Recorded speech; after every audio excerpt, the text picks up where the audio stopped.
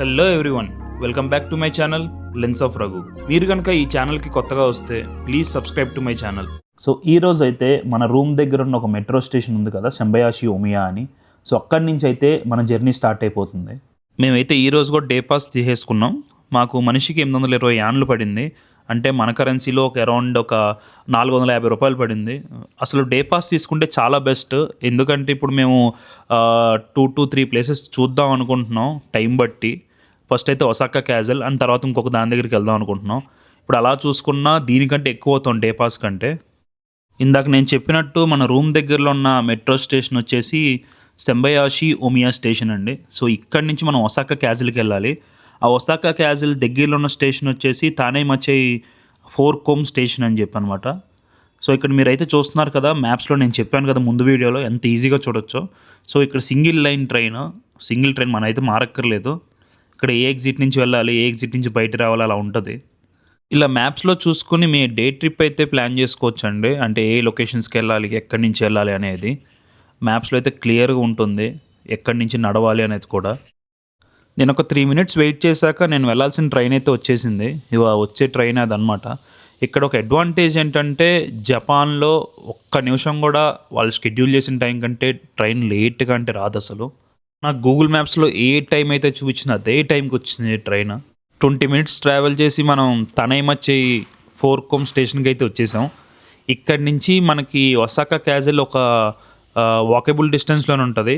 అంటే ఆల్మోస్ట్ ఒక 15 minutes walk ఉంటుంది. సో మనం అయితే ఎగ్జిట్ తీసుకుని బయటికి వెళ్ళిపోదాం. మన స్టేషన్ బయటికి వచ్చి రాగానే మనకైతే మెక్డానల్డ్స్ కనిపించింది. ఇట్లా మనమైతే ఒక బర్గర్, ఒక సలాడ్ అయితే తీసేసుకున్నాం. ఇక్కడ నాకు కొత్తగా ఒకటి కనిపించింది ఏంటంటే వీళ్ళ సాస్ ప్యాకెట్ అనమాట. ఇక్కడ మళ్ళీ అలా చించుకోవడానికి ఉండదు. ఇక్కడ సాస్ ప్యాకెట్ ఎట్లా ఉంటుంది అంటే ఇట్లా ఉంటుంది అనమాట. ఇక్కడ స్ట్రైప్స్ వచ్చినాయి కదా, అది మనం ఇలా పట్టుకుని ప్రెస్ చేస్తే మనకైతే అక్కడ ఓపెన్ అవుతుంది. స్టార్టింగ్లో వచ్చేసి మనం ఎక్కడ ఎలా ఎంత కావాలో వేసుకోవచ్చు అనమాట. ఇలా డే టు డే లైఫ్లో వీళ్ళు ఎంత కుదిరితే అంత మాన్యువల్ వర్క్ తగ్గించుకుంటారు వీళ్ళు. మన డేలో ఫస్ట్ మీల్ అయితే కంప్లీట్ చేసుకుని మనం ఒసాకా క్యాజల్కి అయితే నడవటం స్టార్ట్ చేసాం.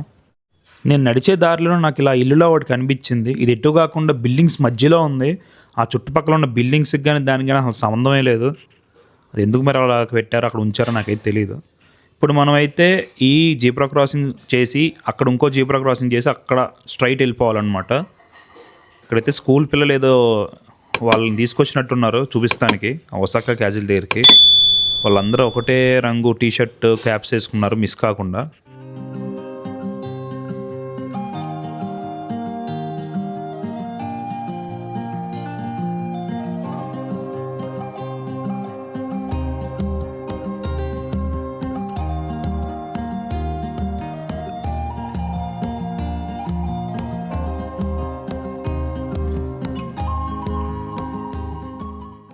మేము ఒక 5 నిమిషాలు నడిచి ప్యాలెస్ ఎంట్రన్స్ దగ్గరికి అయితే వచ్చేసాం. ఆ కనిపించేదే మొత్తం ప్యాలెస్ ఎంట్రన్స్ అనమాట. ఆ చివరి గ్రీన్ కలర్లో కనిపిస్తుంది కదా, అది ప్యాలెస్. మనం ఈ గేట్లోంచి వెళ్ళి లెఫ్ట్కి వెళ్ళి ఇంకా లోపలికి ఉంటుంది కొద్దిగా వే. ఇదిగో నేను చూపించిన గేట్ అయితే ఇది అనమాట. చాలా పెద్దగా ఉంది, జనాలు కూడా ఎక్కువ ఉన్నారు చాలా. డోర్స్ అయితే ఫుల్ మెటల్ డోర్స్ అవి. ఆ మిగతా బీమ్స్ ఇవి అయితే వుడ్ వాడారు. అది ప్యూర్ చెక్క అదంతా. అలాగే ఈ ప్యాలెస్లో నైట్ 7-7:30 ఆ టైంలో లైట్ షో అనేది జరుగుతుంది. దాని టికెట్ ప్రైసింగ్ వచ్చేసి పెద్దవాళ్ళకైతే 2000 యాన్లు, పిల్లలకైతే 1000 యాన్లు అని ఉంది. అంటే మన కరెన్సీలో 1200-600 అనమాట. మనం చూసేది ఇప్పుడు ఒరిజినల్ ఒసాకా క్యాజల్ కాదండి. ఆ ఒరిజినల్ ఒసాకా క్యాజల్ ఏంటంటే 16వ శతాబ్దంలోనే అది కూలిపోయిందంట యుద్ధం టైంలో. దాని తర్వాత 17వ శతాబ్దంలో మళ్ళీ దానికి రీప్లేస్మెంట్ కట్టారు. బట్ అది మనకి పిడుగు కారణంగా మళ్ళీ అది కూడా కాలిపోయిందంట. తర్వాత కట్టిందే ఇప్పుడు మనం చూడబోయే ఒసాకా క్యాజల్ అండి. ఇప్పుడు టైం అరౌండ్ 11:30 అవుతుంది. కాస్త ఎర్లీ మార్నింగ్స్ వస్తే బెటరు, లేదంటే జనాలు చాలా ఎక్కువ మంది ఉంటారు ఈ టయానికి. ఇవి చూస్తున్నారు కదా, జనాలు అయితే బీభత్సంగా ఉంటున్నారు. ఫస్ట్లో మెయిన్ గోడ చుట్టూ ఒక చెరువు చూసాం కదా, అదొకటి ఇదొకటి. ఇవేంటంటే వాళ్ళ డిఫెన్స్లో పార్ట్ అనమాట యుద్ధం టైంలో. అండ్ ఇది కూడా చూడండి, ఇదంతా సింగిల్ స్టోన్. ఇది వాళ్ళు ఎంత అసలు యాక్యురేట్ కట్టారో చూడండి, సింగిల్ స్టోన్స్ పెట్టి. దీనికి వాళ్ళు మోటార్స్ అవి కూడా ఏం వాడలేదంట. ప్యాలెస్కి రైట్ సైడ్లోనే ఒక కేఫ్ ప్లస్ రెస్టారెంట్ ప్లస్ ఒక షాపింగ్ కాంప్లెక్స్ ఉంటుంది. ఇన్ కేస్ మీరు ఏమన్నా రిఫ్రెష్మెంట్స్ అవి కావాలంటే ఇక్కడ తీసుకోవచ్చు.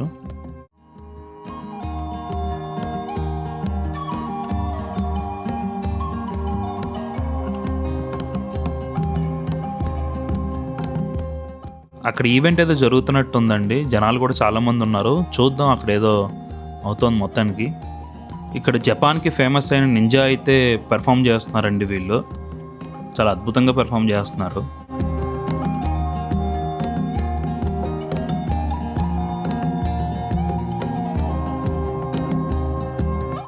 ప్యాలెస్ ఎంట్రీకి అయితే టికెట్స్ తీసుకోవాలండి మనం. టికెట్ కౌంటర్ అయితే ఇది అడల్ట్స్కి అయితే 1000 యాన్లు చెప్తున్నారు. అంటే మన కరెన్సీలో మనిషికి 600 పడుతుంది. అండ్ పిల్లలకైతే 300 చిల్లర పడుతుంది అనమాట. ఇక్కడ టికెట్ తీసుకుని మనం అయితే ఇలా పైకి వెళ్ళిపోవాలి. నేనైతే ఆ ప్యాలెస్ వ్యూ అయితే మొత్తం అంతా కంప్లీట్ చేసుకుని అయితే బయటకు వచ్చేసాను. ఆ రాపులంతా లైట్స్ అంతా డిమ్గా ఉన్నాయి. సో ఫుటేజ్ అయితే అంత క్లియర్గా రాలేదు, అదైతే ఇంక్లూడ్ చేయట్లేదు. ఇక్కడ నుంచి మనం అయితే ఒసాకా మెయిన్ స్టేషన్కి అయితే వెళ్ళిపోతాం. అక్కడికి వెళ్ళి మనం బుల్లెట్ ట్రైన్ తీసుకుని ఈ నైట్ టోక్యో వెళ్తాం అనమాట.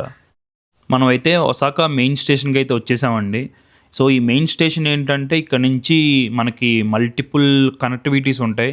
అంటే మెట్రో లైన్కి కానీ, సబ్వే లైన్కి కానీ, లేకపోతే ఎయిర్పోర్ట్ లైన్కి కానీ, సో ఇట్లా మల్టిపుల్ కనెక్టివిటీ ఉంటుంది. చాలా పెద్దది అనమాట ఈ ఒసాకా మెయిన్ స్టేషన్.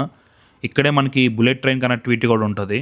పైకి వచ్చాక మనకి లెఫ్ట్ సైడ్ అయితే ఇలా కౌంటర్ కనిపిస్తుంది అండి, షిన్కెన్సెన్ టికెట్స్ అని. షిన్కెన్సెన్ అంటే ఏంటంటే బుల్లెట్ ట్రైన్ అనమాట వీళ్ళ భాషలో. సో ఇక్కడైతే మనం కౌంటర్లో టికెట్స్ అయితే తీసేసుకోవాలి. మేమైతే ఇద్దరం వచ్చాం. సో 2 టికెట్లు అయితే తీసుకున్నాం. 2 టికెట్లు కలిపి 29,440 యాన్లు పడింది. అంటే మన కరెన్సీలో పర్ హెడ్ వచ్చేసి 8,500 పడినట్టు అండి. మనలాగే ఏ ట్రైన్ ఏ టైంకి వస్తుంది, ఏ ప్లాట్ఫామ్ మీదకి వస్తుంది ఇలా డిస్ప్లే చేస్తారండి, ఎలాంటి కన్ఫ్యూజన్ లేకుండా. దీని పక్కనే ఒక సూపర్ మార్కెట్ కనిపించిందండి మాకు. సో దాంట్లో అయితే మేము ఒక 2 ఫ్రూట్ శాండ్విచెస్ అండ్ అలాగే ఒక బిస్కెట్ ప్యాకెట్ అయితే తీసుకున్నాం. ట్రైన్లో తినడానికి ఉంటుంది కదా అని. అంటే 2 అవర్స్ జర్నీ ఉంది.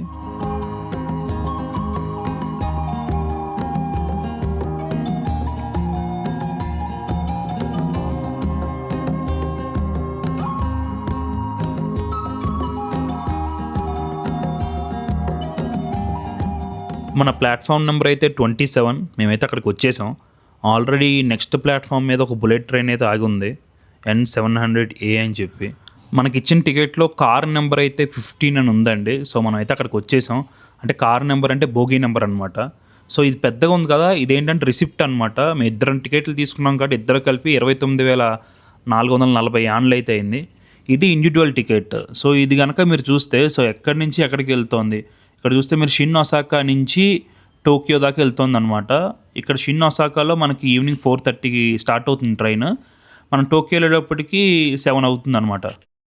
టికెట్లో అయితే ఇలా ఉంటుంది. కార్ వచ్చి 15, సీట్ వచ్చి 4D. అండ్ ఇక్కడ మనకి అమౌంట్లు ఉన్నాయి కదా, 8910 అండ్ 5810. సో ఈ రెండు కలిపితే 14,720 అనమాట యాన్లు. ఇది సింగిల్ టికెట్.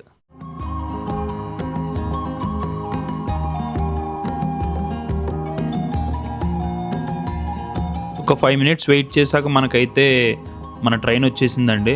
ఇప్పుడు ఈ కనిపించే ట్రైన్లోనే మనం అయితే వెళ్తాం. 2.5 అవర్స్ ట్రావెల్ చేసి టోక్యోకి. ఇది చాలా స్పీడ్లో వెళ్తుంది. అంటే ఆల్మోస్ట్ 380 ఆ స్పీడ్లో వెళ్తుంది అనమాట. మనం రెగ్యులర్గా కార్లో వెళ్తే మనకి 6 అవర్స్ టు 7 అవర్స్ టైం పడుతుంది ఒసాకా నుంచి టోక్యోకి. బట్ ఇది 2.5 అవర్స్లో వెళ్ళిపోతుంది ఈ ట్రైన్. అండ్ మనకు అనుకోకుండా ఏమైనా చిన్న చిన్న యాక్సిడెంట్స్ అయితే ఇక్కడైతే స్టాప్ బటన్ అయితే ఉంటుంది. ఇక్కడ మీరు స్టాప్ చేశారంటే మనకి మూవ్ అవ్వకుండా అక్కడ ఆపేస్తారనమాట పైలట్స్.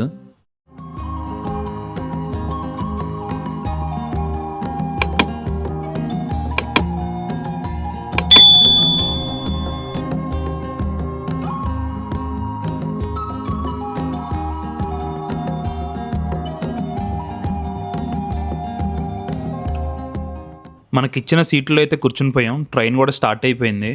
ట్రైన్ ఎంత స్పీడ్లో వెళ్తుందంటే ఇప్పుడు 261 ఆ స్పీడ్లో వెళ్తుంది ట్రైన్. అండ్ కాసేపు అయితే ఆల్మోస్ట్ ఒక 340 to 380 స్పీడ్లో వెళ్తుంది అనమాట km/h. మనకి ట్రైన్ లోపల అయితే ఇలా ఉంటుందండి. మనం కార్ టు కార్ కూడా వెళ్ళొచ్చు అటు ఇటు. ఇన్ కేస్ ఒకవేళ మనం లాస్ట్ మినిట్లో ట్రైన్ ఎక్కినా కూడా ఎలాంటి కంగారు పడాల్సిన అవసరం లేదు. ఇక్కడ ట్రాష్ బిన్ ఉంది అండ్ అలాగే వాటర్ బాటిల్స్ క్యాన్స్కి సపరేట్ ఉంది.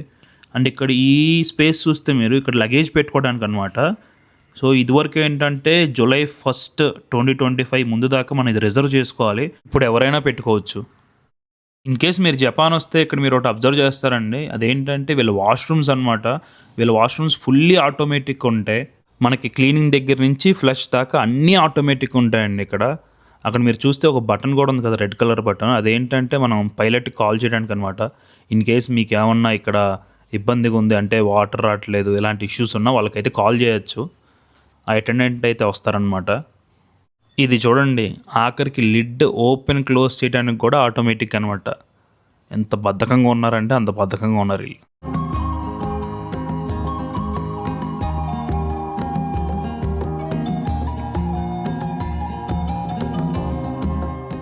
మనం 2.5 అవర్స్ ట్రావెల్ చేసి టోక్యో అయితే రీచ్ అయిపోయామండి.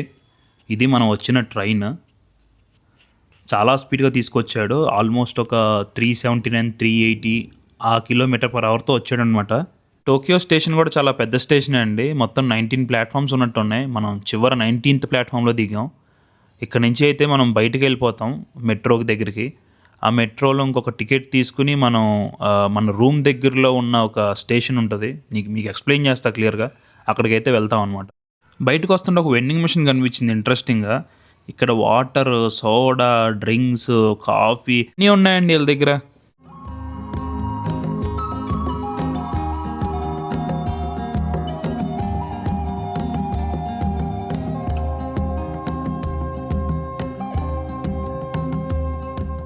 నేనైతే టోక్యో స్టేషన్లో ఉన్న టికెట్ కౌంటర్ దగ్గరికి అయితే వచ్చేసానండి. ఇక్కడ మనకి డిఫరెంట్ టైప్స్ ఆఫ్ టికెట్స్ దొరుకుతాయి.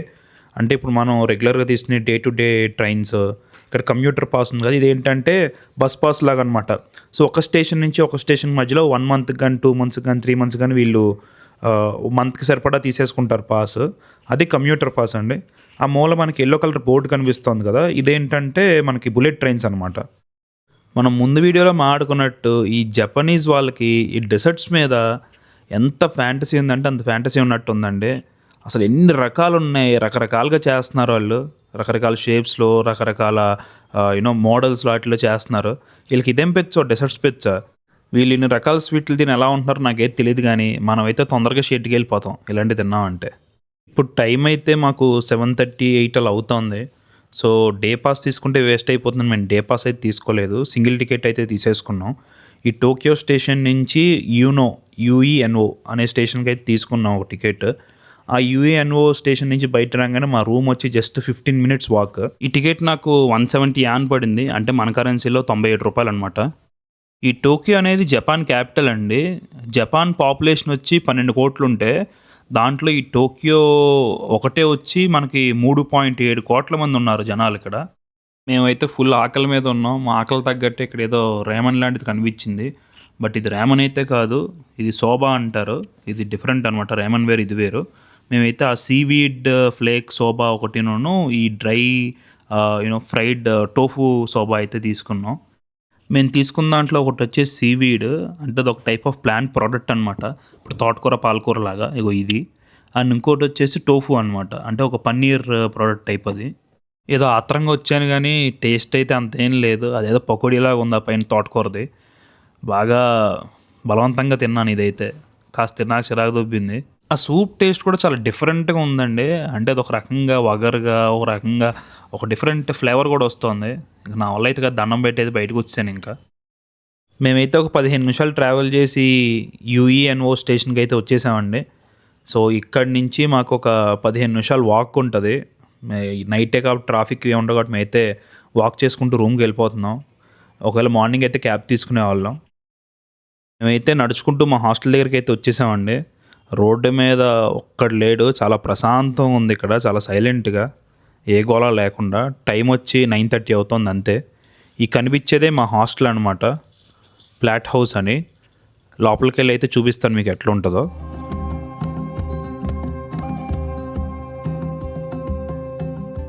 మేము చెక్ ఇన్ అవ్వగానే మాకు ఒక ఇలా ఫామ్ ఒకటి ఇచ్చారండి. దాంట్లో రూమ్ నెంబర్ ఏంటి, ఏ టైం చెక్అవుట్ అవ్వాలి, పాస్కోడ్ ఏంటి, వైఫై డీటెయిల్స్ అండ్ అలాగే ఫ్లోర్ మ్యాప్, ఇవన్నీ నీట్గా ఉంది. ఇది చాలా హెల్ప్ అవుద్ది.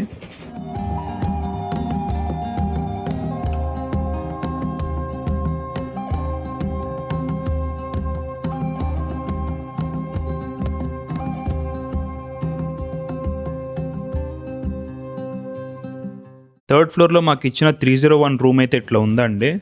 ఇది మాకు ఇద్దరికి కలిపి 15,000 యాన్లు పడింది. అంటే మన కరెన్సీలో 8,600 పడింది అనమాట ఇద్దరికి కలిపి. ఈ రేట్ ఇలా ఉండటంలో తప్పులేదండి, ఎందుకంటే Tokyo capital city and that మనం కొద్దిగా ప్రామినెంట్ ప్లేస్లోనే తీసుకున్నాం రూము, అన్నిటికి దగ్గర ఉంటుందని, అందుకే ఈ రేట్ పడింది. కొద్దిగా ఊరి చివరికి వెళ్ళే కొద్దీ మనకి రేట్లు అయితే తగ్గుతాయి, 3,000 4,000 అలా వచ్చేస్తాయి అనమాట. ఇది హాస్టల్ కాబట్టి అటాచ్డ్ వాష్రూమ్ అయితే లేదండి. అండ్ ఎందుకంటే వేరే వేరే రూమ్స్లో separate bunker beds, separate beds కూడా ఉంటాయి కదా, వేరే వేరే వాళ్ళు వస్తారు, అందుకని అటాచ్డ్ వాష్రూమ్స్ అయితే ఏం లేవు, కామన్ వాష్రూమ్స్ ఇచ్చారు. ఇబ్బంది లేకుండా జెంట్స్కి లేడీస్కి సపరేట్ ఉన్నాయండి. వాష్రూమ్స్ కూడా చాలా డీసెంట్గా ఉన్నాయి.